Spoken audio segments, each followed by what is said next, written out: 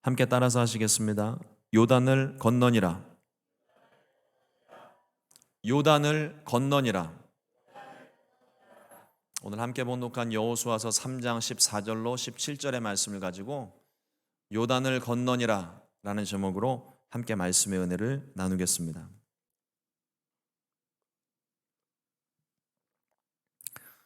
이스라엘이 40년 광야 생활을 마치고 이제 약속의 땅 가나안으로 들어가기 직전입니다.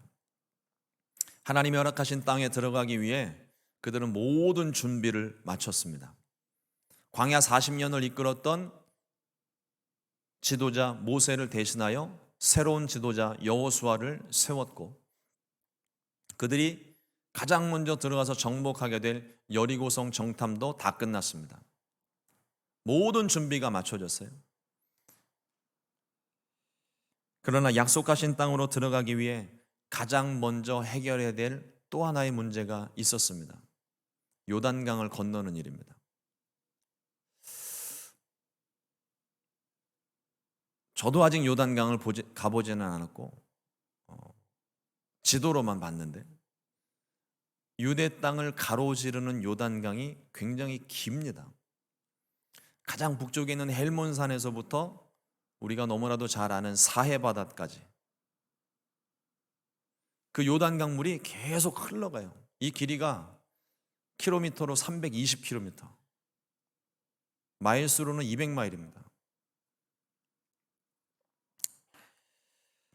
수심이 3m 정도밖에 되지 않지만 폭이 30m가 돼요. 그리고 이 물의 속도가 굉장히 빠르다고 합니다. 그래서 걸어서는 상상도 할 수 없는 일이고, 배를 타고도 이 요단강물을 건너는 게 쉽지 않다고 그래요. 근데 오늘 말씀에도 보니까 또 말씀에는 요단이 곡식 거두는 시기에는 항상 언덕에 넘치더라. 물이 평소보다 더 많을 때예요.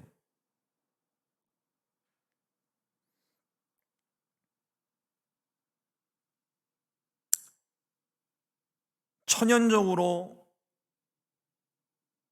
국경선이 될 수 있는, 그래서 지금도 이스라엘과 요르단 사이에 국경선으로 사용할 만큼 천연적인 방어선이 되고 있습니다.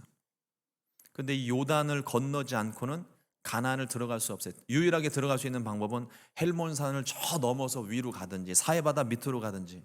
근데 너무 멀어요. 이스라엘이 요단을 건너는 이 사건을 통해서 하나님께서 우리에게 주시는 말씀이 무엇일까?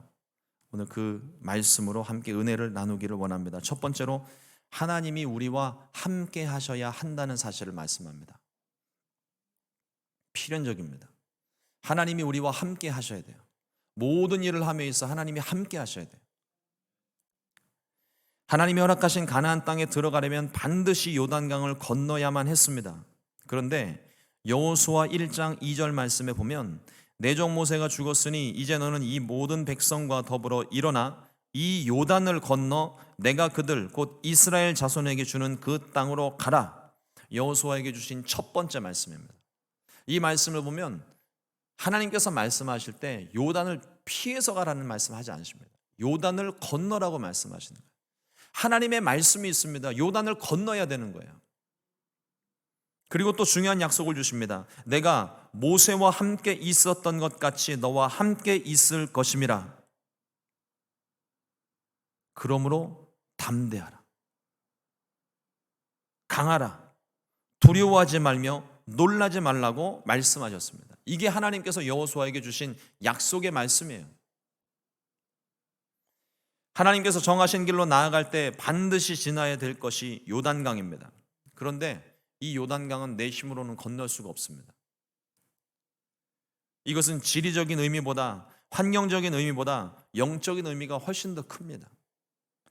말씀에 순종하여 나아갈 때 우리는 그 길이 아무 문제 없이 형통하게 되기를 원하지만, 하나님의 말씀에 순종하여 나아가는 길에는 어려움이 있습니다. 우리가 순종하나 순종하지 않나 시험하시기 위해 하나님이 계획을 세우시기도 하고, 하나님의 길로 순종하여 나아가는 우리를 방해하기 위해서 원수 마귀가 유혹을 하기도 하고, 때로는 우리의 실수로 만나게 되는 어려움이 존재합니다. 그러나 원인이 어떠하든 간에 하나님이 우리와 함께 하셔야 우리 앞에 있는 문제의 강을 건널 수가 있습니다. 반드시 그 강을 건너야 됩니다. 그러나 그것은 내 힘으로 건널 수가 없어요. 내 힘으로 할 수 없을 때 우리가 의지할 수 있는 것이 하나님입니다. 하나님이 우리와 함께 하시면 능치 못할 일이 없습니다. 우리가 목표를 이루기 위해서 반드시 넘어야 될 문제들이 있습니다. 돌아가야 할지 가로질러야 할지 우리는 선택을 해야 됩니다. 이 선택에서 가장 중요한 것이 하나님의 말씀이에요. 나의 경험과 지식으로 이건 이래서 되고 이건 이래서 안 되고 함부로 우리가 판단할 수 없습니다. 세상 사람들이라면 그렇게 해야겠죠. 그게 지혜로운 사람이라고 말합니다. 그러나 성경에서는 그런 사람들을 지혜롭다 말하지 않습니다. 성경에서 말하는 지혜로운 사람은 말씀에 순종하는 사람입니다. 하나님의 뜻이 어디에 있는지, 하나님 무엇을 말씀하시는지 항상 우리 마음 가운데 기도하면서 말씀을 통하여 분별하고, 기도하면서 분별하고, 하나님 가르쳐 달라고 기도하면서 그 뜻을 분별하게 될 때 그 말씀에 순종하는 사람이 지혜로운 사람입니다. 다윗은 하나님께 묻고 또 물어서 우회할지, 정면 돌파를 할지, 피해야 할지 하나님께로부터 답을 얻었습니다. 하나님의 뜻을 구하고 하나님 말씀대로 순종하면 반드시 하나님이 함께 하십니다. 주님과 함께하는 모든 문제와 환경의 강을 건너가게 되시기를 주님의 이름으로 축원을 드립니다. 둘째로 조건 없는 순종을 말씀하십니다. 우리 앞에 있는 문제들을 건너기 전 하나님은 우리에게 순종을 요구하십니다. 조건을 갖추고 이루게 하시기보다는 조건 없는 순종을 원하십니다. 조건 없는 순종을 하기 위해선 반드시 믿음이 필요합니다. 맹목적으로 우리가 따르는 게 아니에요. 하나님께서 우리에게 말씀하신 것, 그것이 이루어질 것을 믿는 믿음으로 순종하는 것입니다. 말씀이 없다면, 믿음이 없다면 우리는 하나님 말씀에 순종할 수가 없습니다. 우리가 너무나도 잘 아는 양치기 소년의 이야기가 있습니다.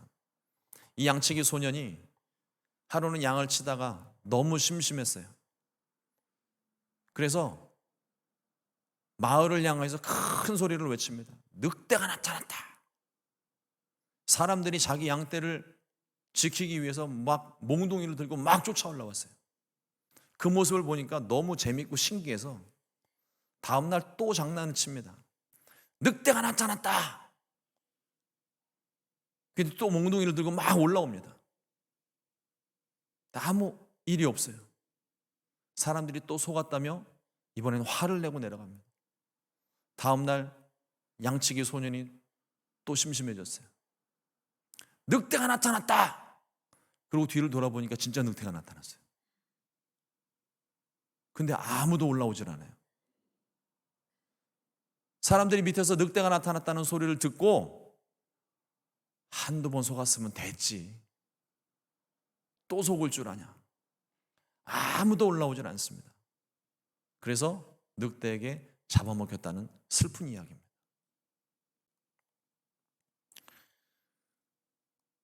도무지 신뢰가 가지 않는 사람은 콩으로 메주를 쓴다 해도 아무도 믿질 않아요. 요즘 어린 친구들은 콩으로 두부를 만든다고 이야기하면 안 믿습니다. 마트에 가서 사는 줄 알아요.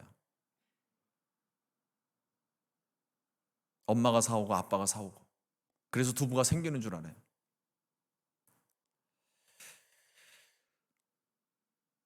신뢰가 가지 않는 사람은 무슨 말을 해도 사람들이 믿으려 하지 않습니다. 그러나 오늘 말씀에 말씀하시는 분이 누구십니까? 하나님이십니다. 광야 40년 동안 그들을 먹이셨던 하나님, 먹이시고 입히시고 대적의 손에서 구원하신 하나님이십니다. 반석에서 물을 내시고 불기둥과 구름기둥으로 인도하셨던 하나님께서 말씀하십니다. 이 요단을 건너 내가 그들 곧 이스라엘 자손에게 주는 그 땅으로 가라. 하나님께서 여호수아를 통해 말씀하시는 것이 무엇입니까? 여호수아서 3장 3절 말씀에 백성에게 명령하여 이르되 너희는 레위 사람 제사장들이 너희 하나님 야훼의 언약궤 매는 것을 보거든 너희가 있는 곳을 떠나 그 뒤를 따르라. 언약궤가 움직일 때 백성들이 따르는 건 너무 당연한 일이에요. 광야에서 40년 동안 그들이 그렇게 살아왔습니다. 근데 이번에는 달라요. 제사장들이 언약궤를 매더니 강으로 들어가요. 누가 거길 따라 들어가겠습니까? 말씀에 순종하는 것이 쉽지 않습니다. 그들 가운데 어느 누구도 요단강을 건넌 경험이 없어요. 유속이 빠르고 폭이 넓어서 엄두도 못 내는 강입니다. 그런데 레위인들이 배를 만들어 띄운 것도 아니고 다리를 만들어 띄운 것도 아니고 언약궤를 메고 요단강을 들어가라고요. 뒤따르는 백성들은 둘째 문제고 레위인들은 믿었을까요? 쉽지 않습니다. 근데 레위인들이 말씀하신 대로 언약궤를 메고 요단강으로 들어갑니다. 이 레위인들이 언약궤를 메고 요단강에 발을 담그는 순간 흐르던 물이 그쳤고 물이 뒤로 물러나 사르단에 가까운 아담 성 변방에서 일어나 쌓이기 시작했습니다. 모든 것이 순식간에, 그것도 그들의 눈앞에서 펼쳐졌습니다. 하나님이 약속하신 기적이 그들 앞에 일어난 것입니다. 두려움이 있으면 아무것도 할 수 없습니다. 할 수 있었던 것조차, 지금까지 내가 실수 없이 했던 것조차 두려움이 생기면 실수가 생기고 아무것도 할 수 없습니다. 이것저것 고민하면 아무것도 이루지를 못합니다. 그러나 하나님이 함께 하신다는 믿음을 가지면 능히 하지 못할 일이 없습니다. 마태복음 9장 23절 말씀에 주님 말씀하시기를 할 수 있거든이 무슨 말이냐? 믿는 자에게는 능히 하지 못할 일이 없느니라. 또 빌립보서 4장 3절 말씀에 내게 능력 주시는 자 안에서 내가 모든 것을 할 수 있느니라. 믿음을 가지면 하나님께서 우리 가운데 행하시는 놀라운 기적이 일어나는 믿음을 가지면 우리가 이전에 한 번도 경험하지 못했던 일들을 우리는 경험하게 됩니다. 하나님께서 우리 가운데 행하시는 것입니다. 모든 것이 갖추어진 상황에서 누가 순종 못합니까? 다 갖춰져 있는데. 하지만 환경이 가로막히고 보이는 것 없고 손에 잡히는 것 없고 아무것도 없을 때 하나님이 나와 함께 하신 것을 믿으며 조건 없이 순종할 때 그때 기적이 일어납니다. 요단을 건너는 과정에서 가장 중요한 것은 그들을 인도하셨던 언약궤였습니다. 이 언약궤는 하나님 임재의 상징입니다. 이 언약궤는 우리 삶에 친히 찾아오신 예수 그리스도를 상징합니다. 그런데 이 언약궤를 다룰 때 우리가 조심해야 되는 것이 있습니다. 이스라엘 백성들은 사무엘서에서 블레셋과 싸울 때 이 언약궤를 들고 싸움에 나갔습니다. 이길 줄 알았어요. 근데 졌습니다. 진 것도 너무 원통한데 언약궤까지 뺏겼어요. 그때까지 하나님의 언약궤는 아무런 일도 하지 않았습니다. 블레셋 진영에 넘어간 언약궤가 그때부터 일을 하기 시작합니다. 전쟁의 전리품들을 모아두었던 그 신전에 우상이 꼬꾸라지는 게 부족해서 목이 잘리고 손목이 날아갑니다. 그거를 쳐다보는 사람마다 전염병이 들리고 순식간에 사람들이 막 죽어나갑니다. 왜 이스라엘 백성들이 그것을 사용하려고 했을 때, 하나님의 거룩한 백성 이스라엘 백성들이 사용할 때는 아무 일도 없었는데, 이스라엘 백성이 아무도 없는 그 땅에, 이방인의 땅에 갔을 때 왜 하나님의 언약궤가 기적을 행하기 시작했을까요? 이스라엘 백성들이 언약궤를 부적처럼 썼기 때문입니다. 언약궤는 부적이 아니에요. 더불어서 우리가 믿고 또 우리가 너무나도 소중하고 사랑하는 십자가도 마찬가지입니다. 하나님이 우리를 사랑하신 증거예요. 십자가 위에서 우리의 모든 죄를 사하시고 용서하시고 구원하셨습니다. 우리가 생명을 얻었어요. 근데 우리는 그 십자가를 어떻게 쓰고 있습니까? 혹시 부적처럼 쓰고 있진 않나요? 십자가를 목걸이로 만들어서 목에 메고 있으면 귀신들이 안 옵니까?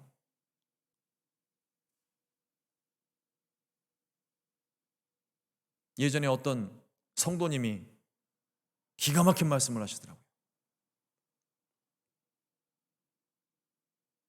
차를 이렇게 운전하시는 분이었는데 앞에 대시보드에 성경책이 하나 있어요. 뒤에도 성경책이 하나 있어요. 근데 보니까 한 번도 열어본 것 같지 않아요. 먼지가 뽀얗게 쌓여져 있습니다.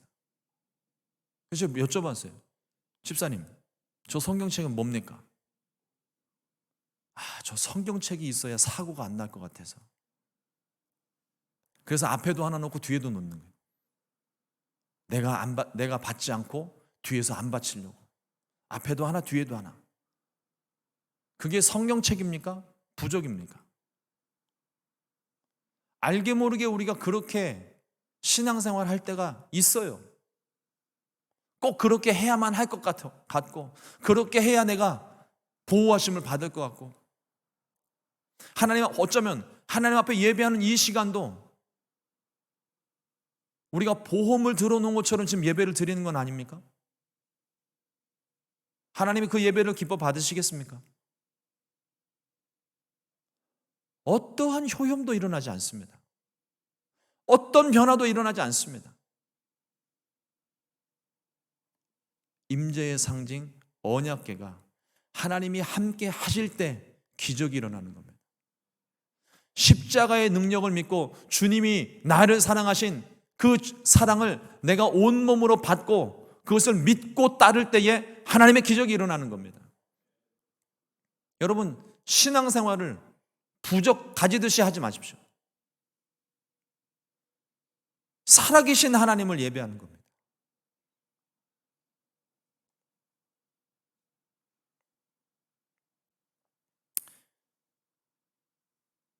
이 언약궤, 하나님 임재의 상징이고 우리 삶에 친히 찾아오신 예수 그리스도를 상징하고 있습니다. 예수님께서 우리를 먼저 찾아오셨습니다. 그리고 떠나시며 또 다른 보혜사를 약속하시고 우리와 영원히 함께 하시겠다고 약속하셨습니다. 우리 안에 예수님이 계시지 않으면, 우리 안에 성령이 함께 하시지 않으면 우리는 정말 아무것도 할 수 없는 존재입니다. 겉으로는 뭔가 이룬 것 같지만 모래 위에 세운 집과 같아서 언제 무너질지 모릅니다. 하지만 주님이 우리와 함께 하시면 더뎌 보일지라도 든든한 반석 위에 든든한 집을 세워 영원히 우리와 함께 하실 줄 믿습니다. 사랑하는 성도 여러분, 하나님의 기적을 바라십니까? 문제 상황 속에서 하나님이 개입해 주시기를 간절히 원하고 계십니까? 그렇다면 하나님 말씀에 온전히 순종하십시오. 말씀에 순종하는 것이 하나님과 함께하는 방법입니다. 어떤 신비한 체험을 통해서 하나님이 나와 함께 하시는 것을 느끼는 게 아니에요. 말씀에 순종하는 것이 하나님과 함께하는 겁니다. 내게 이미 주신 이 말씀에 순종하지 않는데 어떻게 다른 상황에서 내가 하나님 말씀에 순종할 수가 있겠습니까? 주의 말씀, 큰 것이든 작은 것이든 온전히 그 말씀을 지켜 행하십시오. 세상이 즐겨 사용하는 편법이 아니라 오직 하나님의 방법대로만 순종하십시오. 우리 앞을 가로막고 있는 요단강을 건너는 방법은 주님을 믿고 말씀대로 순종하는 방법밖에는 없습니다. 더불어 순종을 자꾸만 뒤로 미루지 마십시오.